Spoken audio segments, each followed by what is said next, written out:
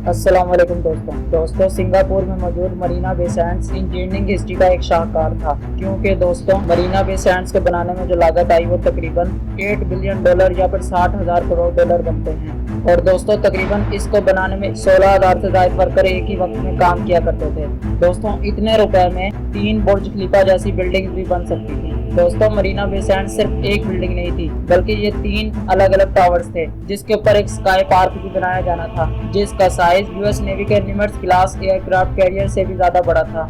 दोस्तों इसका साइज तो इतना बड़ा नहीं था, लेकिन इसको मरीना बे सैंड्स की तीनों टावर के टॉप पे बनाना बहुत ज्यादा मुश्किल था, क्योंकि जब इंजीनियर ने देखा कि यहाँ पर अगर कोई तूफानी हवा चली तो मरीना बे सैंड्स के तीनों टावर अलग अलग डायरेक्शन में हिलेंगे, जिसकी सूरत में स्काई पार्क को काफी ज्यादा नुकसान हो सकता है। और दोस्तों आज की वीडियो में हम मरीना बे सैंड्स की कंस्ट्रक्शन के बारे में जानेंगे कि कैसे इंजीनियर ने इसको बनाते हुए मुश्किल चैलेंजेस को फेस किया। लेकिन दोस्तों मेरी आप सबसे गुजारिश है कि ये वीडियो स्टार्ट होने से पहले आप मेरे चैनल को सब्सक्राइब कर दें, और अगर आपको मेरी वीडियो पसंद आए तो इसको लाइक एंड शेयर लाजमी कीजिएगा।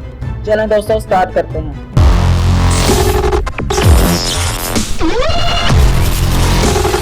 दोस्तों मरीना बे सैंड्स को समंदर के किनारे चिकनी मिट्टी में बनाया जाना था, और इसकी एक साइड को एक खास एंगल पर डिजाइन किया जाना था कि जिससे ये दूसरे हिस्से को डैमेज ना करे। दोस्तों इंजीनियर ने मरीना बे सैंड्स के साथ साथ 200 मीटर ऊंचा आर्ट्स म्यूजियम और एक फ्लोटिंग एंटरटेनमेंट पवेलियन भी बनाना था, और वो भी सिर्फ 3 सालों में।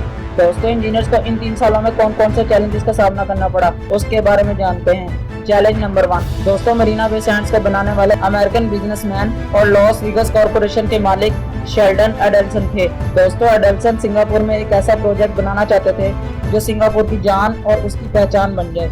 इसीलिए दोस्तों एडल्सन ने इस प्रोजेक्ट का डिजाइन बनवाने के लिए मशहूर आर्किटेक्ट मोशी शेफ्टी से बनवाया। दोस्तों मोशी शेफ्टी ने तो अपना डिजाइन इंजीनियर्स के सामने लाकर रख दिया था, लेकिन दोस्तों इंजीनियर्स के ऊपर एक पहाड़ आ गिरा था। दोस्तों इंजीनियर्स के मुताबिक ये प्रोजेक्ट तकरीबन 7 सालों में कंप्लीट होना था, लेकिन एडल्सन को ये 3 सालों में कंप्लीट करवाना था। Challenge number 2।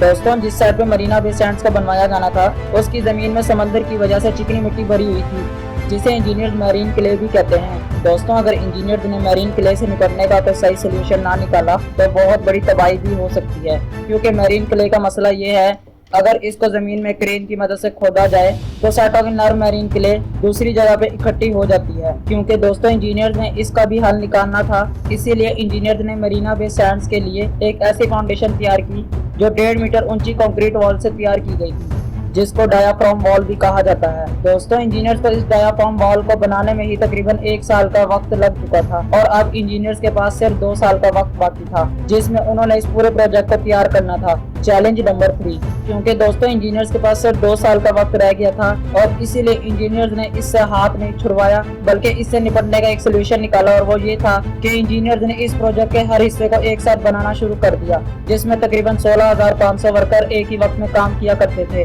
दोस्तों इन 16,500 वर्कर्स को एक ही वक्त में लीड करना और इन सबके खाने का ख्याल रखना एक बहुत बड़ा चैलेंज था। दोस्तों हैरत अंगेज तौर पर दुनिया की सबसे बड़ी कैंटीन सिंगापुर में बनाई गई, जिसमें ये 16,500 वर्कर खाना खाया करते थे, और इधर इनके खाने का एक वक्त का ही खर्चा तकरीबन $82,500 लगते थे, जो उस वक्त के तकरीबन 1,50,08,411 रुपए थे। Challenge number 4। दोस्तों इंजीनियर्स को ये तीनों टावर बनाने में एक मसला ये पेश आया कि इन तीनों टावर की एक साइड बिल्कुल सीधी थी और दूसरी साइड एक खास एंगल पर मुड़ी हुई थी, और मुड़ी हुई साइड का वजन सीधी साइड के ऊपर था। और इस सूरत में अगर इंजीनियर्स ने इसको सही तरीके से ना बनाया तो ये बहुत बड़े हादसे का सबब बन सकती थी। और दोस्तों अब बारी थी इसको बनाने की।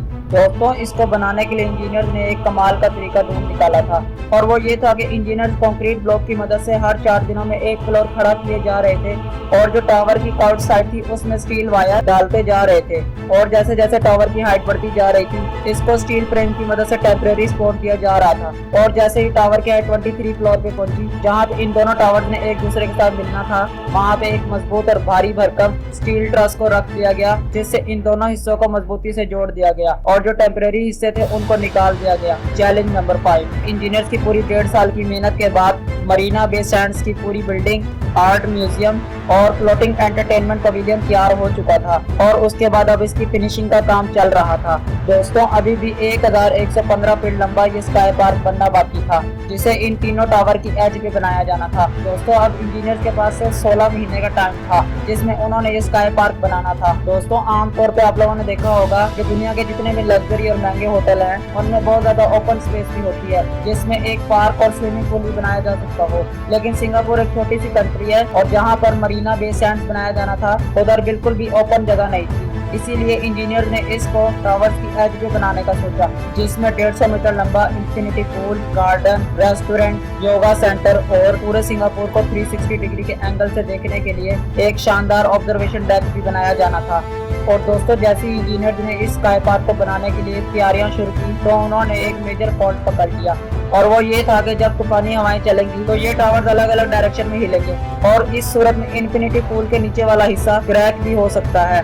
दोस्तों इंजीनियर ने इस चीज को चेक करने के लिए प्रोजेक्ट का मॉडल तैयार किया जिसे विंड टनल टेस्ट में भेजा गया और जिस चीज का खतरा था वही हुआ, रिजल्ट पॉजिटिव आ गया।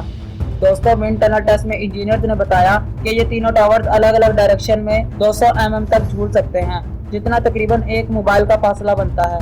दोस्तों ये स्विंग इतना ज्यादा तो नहीं है, लेकिन कंक्रीट होती ही ऐसी है कि इसको अगर जरा सा भी हिलाया जाए तो इसमें क्रैक आ जाते हैं। और फाइनली दोस्तों इंजीनियर ने इसका भी हल निकाल लिया। दोस्तों इंजीनियर ने ब्रिज इंजीनियरिंग टेक्नोलॉजी का इस्तेमाल करते हुए मूवमेंट ज्वाइंट्स इस्तेमाल किए और पूरा स्काई पार्क इन तीनों टावर्स के ऊपर इस ब्रिज के ऊपर बनाया जाएगा। दोस्तों इंजीनियर ने इसमें कुछ ऐसे मूवमेंट ज्वाइंट्स लगाए थे जो तकरीबन 250 mm की मूवमेंट्स को बर्दाश्त कर सकते थे और दोस्तों इसीलिए इंजीनियर ने इसको 3 अलग अलग पार्ट्स में डिवाइड करके इस स्काई पार्क को बनाने का फैसला किया। लेकिन इसमें इंफिनिटी पूल नहीं बनाया जा सकता था, लेकिन ये इंफिनिटी पूल बनाना भी बहुत जरूरी था। इसीलिए इंजीनियर ने इसको 50-50 मीटर के 3 हिस्सों में डिवाइड किया और इनके दरमियान मूवमेंट के लिए कुछ स्पेस रख दी जाएगी। Challenge number 6। दोस्तों स्काई पार्क के लिए जो स्टील ब्रिज बनाया जाना था उसमें तकरीबन 1400 टन वजनी स्टील इस्तेमाल होना था और दोस्तों इतने ज्यादा वजन को 200 मीटर की ऊंचाई तक पहुंचाना इम्पॉसिबल था। इसीलिए इंजीनियर ने इसको 14 अलग अलग सेगमेंट्स में डिवाइड करके जमीन से 200 मीटर ऊपर जाके असेंबल करने का फैसला किया और इसमें BSL वालों की तरफ से बहुत बड़ी लिफ्ट लगाई गई जो जमीन से 200 मीटर ऊपर तक ब्रिज के एक हिस्से को पहुंचाने में 16 घंटे लगा लेती थी। दोस्तों अभी लिफ्टिंग का काम स्टार्ट किया ही गया था कि इंजीनियर्स को एक और चैलेंज को फेस करना पड़ा और वो ये था कि बहुत बड़े तूफान ने सिंगापुर की तरफ रुख कर लिया और इस वजह से लिफ्टिंग का प्रोसेस बीच में ही रोकना पड़ा और कई घंटे इंतजार करने के बाद आधी रात को ब्रिज के पहले हिस्से को टावर की एज पे पहुंचाया गया और इसी तरह ब्रिज के बाकी 14 हिस्सों को लिफ्ट करके टावर की टॉप तक पहुंचाया गया और ऊपर जाके इन सबको असेंबल कर लिया गया। और इस सारे प्रोसेस में मरीना बे सैंड्स की कंस्ट्रक्शन 2009 में कंप्लीट होनी थी, वो डिले होकर 2010 में कंप्लीट हुई। दोस्तों मरीना बे सैंड्स आज भी सिंगापुर में शान और शौकत के साथ खड़ी है और ये हजारों विजिटर्स को एक ही दिन में संभालती है। तो दोस्तों ये थी आज की वीडियो, पसंद आया तो इसको लाइक एंड शेयर लाजमी कीजिएगा। चले मिलते हैं एक अगली शानदार वीडियो में, तब तक के लिए अल्लाह हाफिज।